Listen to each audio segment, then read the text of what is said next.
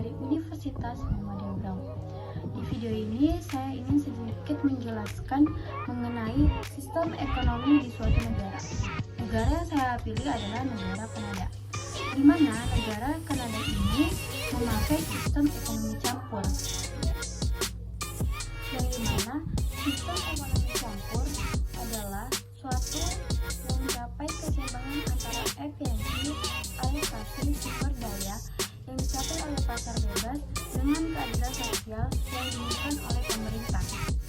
Dengan demikian, sistem ini mencoba untuk memanfaatkan kelebihan dari kedua sistem ekonomi yang sambil mengatasi kelemahan-kelemahan yang mungkin terjadi. Namun, implementasi sistem ini dapat bervariasi dari suatu negara ke negara lainnya, tergantung pada nilai, kebutuhan, dan kebijakan politik masing-masing negara. Dalam sistem ekonomi campur, sebagian besar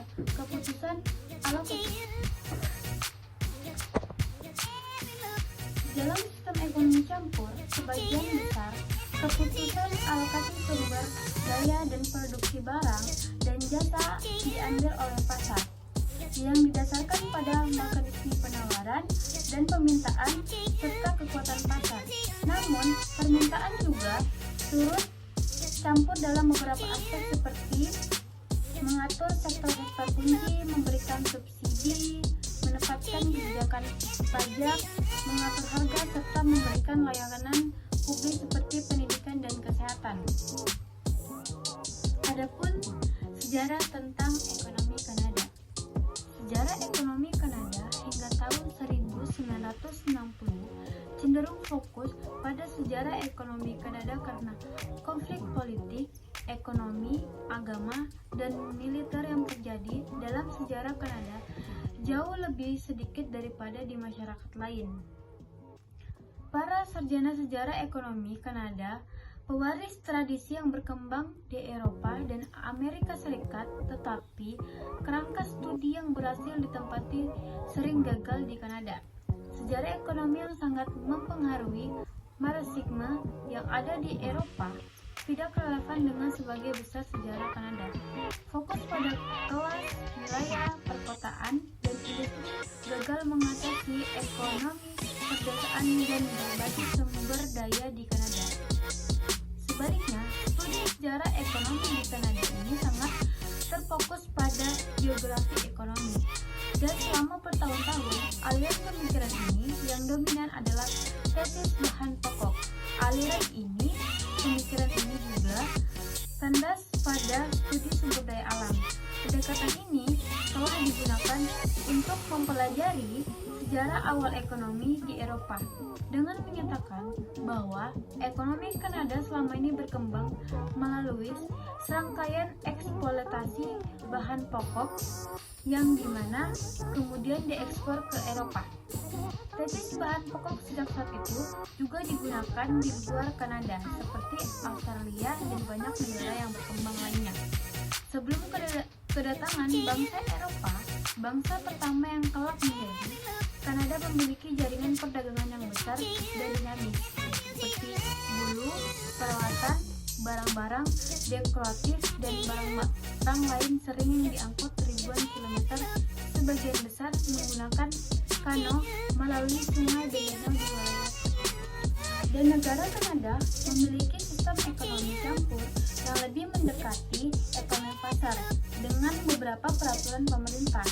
Sistem ekonomi campur adalah metode di mana pemerintah dan sektor swasta bekerja sama dengan mengatur, menjalankan kegiatan ekonomi suatu negara.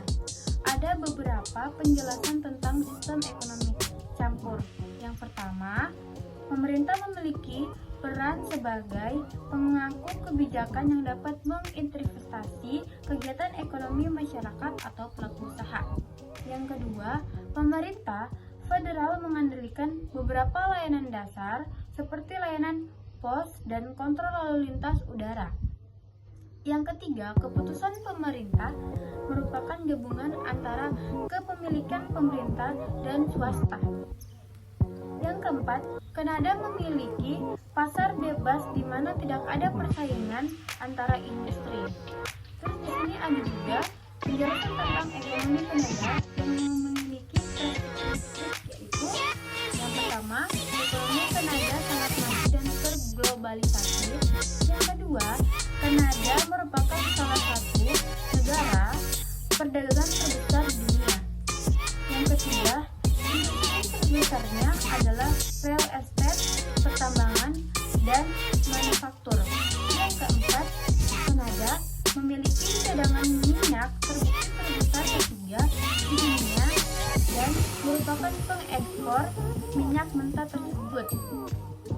Yang kelima, Kanada merupakan pengekspor gas alam terbesar kelima. Yang keenam, Kanada memiliki dagang terbesar, yaitu ada juga ciri-ciri sistem ekonomi Kanada. Yang pertama, sistem pasar campur, yang dimana menggabungkan elemen pasar bebas dengan intervensi pemerintah dalam sektor tertentu. Yang kedua, sumber daya alam yang melimpah, yang dimana Kanada memiliki cadangan besar minyak, gas, dan mineral yang mendukung perekonomian. Yang ketiga, dominasi sektor jasa. Sekitar 3/4 tenaga kerja terlibat dalam sektor jasa yang merupakan bagian terbesar dari PIB. Yang keempat, industri manufaktur yang kuat, yang dimana terkenal dalam produksi kendaraan, pesawat, dan teknologi. Yang kelima, stabilitas keuangan, yang dimana bank-bank Kanada dikenal stabil dan memiliki kualitas aset yang sangat baik. Di sini ada juga pemerataan pendapat yang tinggi melalui beberapa strategi pemerataan Kanada. Yang pertama itu ada kebijakan sosial yang kuat, yang dimana pemerintah Kanada menerapkan program kesejahteraan sosial dan pelindungan bagi warga, termasuk bantuan untuk keluarga berpenghasilan rendah dan tunjangan kesehatan. Yang kedua, pendidikan dan pelatihan, yang dimana investasi dalam pendidikan dan pelatihan keterampilan meningkatkan peluang kerja, membantu individu keluar dari kemiskinan. Yang ketiga, ada upah minimum yang tinggi, di mana negara Kanada memiliki upah minimum yang terus meningkat, menjamin standar hidup yang lebih baik bagi pekerja. Yang keempat, pertumbuhan ekonomi berkelanjutan, yang dimana ekonomi ini diversifikasi ekonomi dari sumber daya alam ke sektor teknologi dan jasa juga berkontribusi pada peningkatan pendapatan.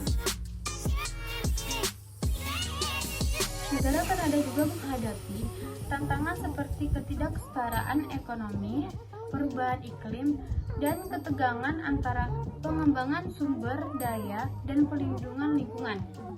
Pemerintah harus beradaptasi dengan kebijakan yang bertujuan untuk mencapai pertumbuhan berkelanjutan dan inklusif.